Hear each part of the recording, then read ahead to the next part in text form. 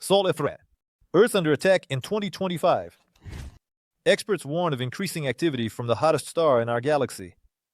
According to them, the peak of this activity has not yet occurred, and its consequences could be catastrophic for the surrounding space. Today, I will tell you, will the sun destroy us? In 2025. Sun activity in 2025. Sergei Bogachev, head of the Solar Astronomy Laboratory at the Russian Academy of Sciences, stated that the maximum solar activity in the current cycle is expected in the summer of 2025. However, according to data from Western researchers, the peak activity may have already passed. The point is that when the sun reaches its maximum, we often don't realize it until it's too late. Why is that? Let's figure it out. Astronomers in Russia, like Sergei Bogachev, hold the opinion that in the summer of 2025 we can expect very powerful solar flares. However, after reaching the peak, the sun's activity will not decrease. According to scientists' forecasts, the heightened activity may continue until 2026 and possibly even until 2028. Thus, the risks for Earth will remain relevant for a long time. What are solar cycles? Solar activity varies over an 11-year cycle, which includes periods of both low and high activity. The beginning and end of the cycle are characterized by a solar minimum, and the middle is marked by a solar maximum. Historically, the first solar cycle began between 1755 and 1766, and the current cycle is the 25th solar cycle. At the end of 2024, we were at the peak of the solar maximum. However, the solar maximum is defined as the month with the maximum 13-month smooth sunspot number, as a 13-month moving average is used to calculate the smoothed value. Data on the current state of activity is delayed by 6 months. This means that the exact determination of the solar maximum will only be known after some time, possibly a year after its actual occurrence. And also the difficulties in predicting the number of sunspots in the coming months. We will not be able to precisely determine the moment of the solar maximum in real time. However, it can already be said with certainty that the peak of the 25th solar cycle has surpassed the peak of the 24th cycle, which was recorded in 2014. Thus, the recent months have become the most active period of solar activity since 2002, when the peak of the 23rd solar cycle was observed. How can we understand that the peak has arrived? Determining the peak of solar activity is based on counting the number of sunspots and the groups of spots that form these spots. The so-called Wolf number is used for assessment, which is calculated using a fairly simple formula and serves as an indicator of current solar activity. The higher this number, the higher the activity on the sun. This criterion was proposed back in the 19th century. And, despite the presence of other assessment methods, the Wolf number is still the official indicator of solar activity. However, the very fact that we are at the peak of activity is difficult to determine in real time because the Wolf number constantly changes. Sunspots appear and disappear, move beyond the edge of the solar disk, and then reappear on its surface, and groups of spots can disband or form. Therefore, for accuracy, this indicator is averaged. To understand that solar activity has reached its peak, the following rule is applied.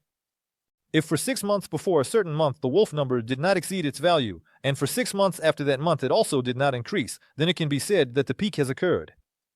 The peak of activity has arrived. Let's take, for example, the month of July. If in July there is a high number of spots and groups, and for the 6 months before that, from January to June, such levels of activity were not present, and for the 6 months after, from August to January, there is also not a greater number of spots, then it is considered that July, in other words, is the peak of solar activity. However, to confidently assert that the peak has already passed, we need to wait another 6 months, that is, to confirm this in February of the following year. Thus, at the peak of solar activity, we often do not know for sure if we are at the very peak, as it may happen that soon the number of spots will become even greater. Will the peak of solar activity be the beginning of the apocalypse? In 2021, did it become clear that solar activity in 2025 will be outstanding? Researcher Sandita Abdu-Jodi published an article that sparked a lot of rumors about a possible apocalypse supposedly threatening civilization. Despite the fact that the work itself does not claim that in 2020 humanity will face a total catastrophe, the media quickly spread the interpretation that Sandita predicted the end of high-tech civilization. From this, a whole myth emerged about the possible destruction of all technologies and a prolonged recovery. In reality, by studying the article itself, one can understand that there are no such apocalyptic predictions there.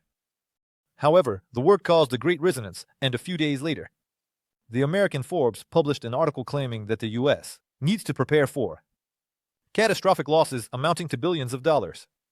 And it was this article that became the source of all subsequent retellings of Sangita's work, which fundamentally distorted the essence.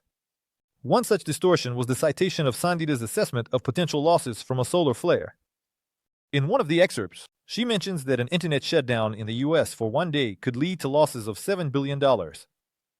However, she used this figure as a statistical estimate, and not as a statement that a flare would necessarily lead to an internet outage. In reality, she estimates the probability of this scenario at only.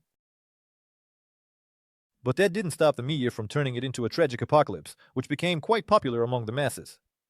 In response to criticism from scientists who pointed out exaggerations in Sangita's work, she was compelled to respond publicly, expressing regret that some phrases were misinterpreted and caused excessive panic.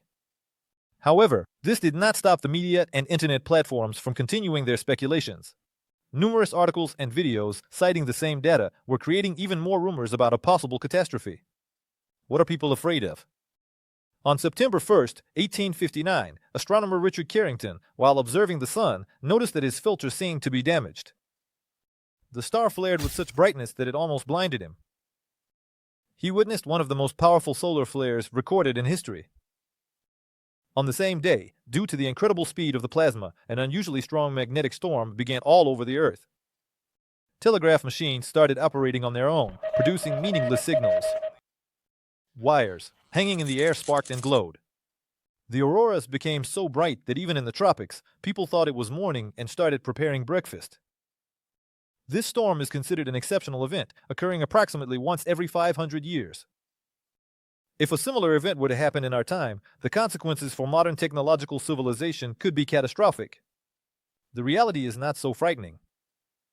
When plasma is ejected from the sun, it first encounters Earth's protective layers.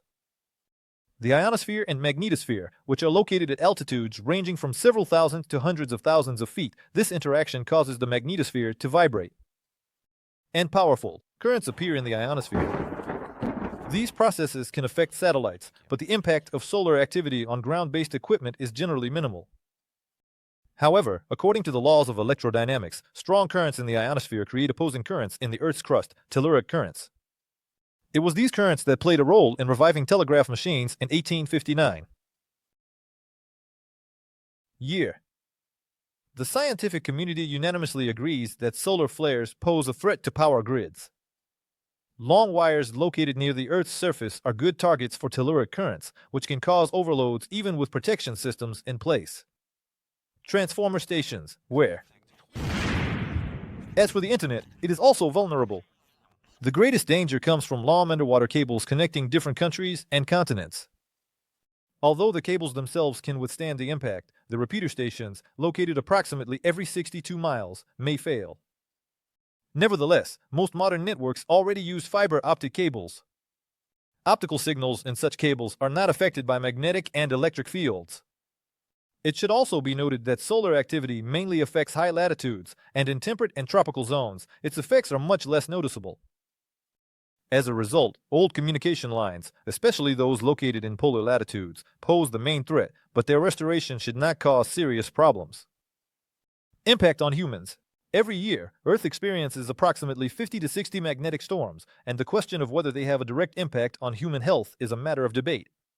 Debates among scientists. However, observations show that many people do indeed feel worse during geomagnetic storms. They complain of headaches, blood pressure fluctuations, drowsiness, and fatigue. One of the factors of such changes is the change in atmospheric pressure that occurs during storms. Healthy people, as a rule, do not feel this, but for people with cardiovascular diseases, solar activity can have negative consequences. It has been statistically proven that during major magnetic storms, the number of heart attacks and strokes doubles. This is observed all over the world. About 5 liters of blood circulate in the human body, and when tests are conducted, a parameter called the erythrocyte sedimentation rate is often evaluated. We noticed a clear dependence of this parameter on geomagnetic activity, explains Sergei Gaidash, head of the Space Weather Prediction Center at the Pushkov Institute of Terrestrial Magnetism, Ionosphere, and Radio Wave Propagation of the Russian Academy of Sciences. For people suffering from cardiovascular diseases, specialists at the institute have developed recommendations for adjusting medication dosages and other measures depending on the level of geomagnetic activity. For example, those at risk of having a stroke can work with their doctor to adjust their medication therapy or take other preventive measures to minimize the potential impact of magnetic storms. Climate change, ice, or fire. Solar activity influences Earth's climate. And there are several theories linking changes in solar activity to mass extinctions of species.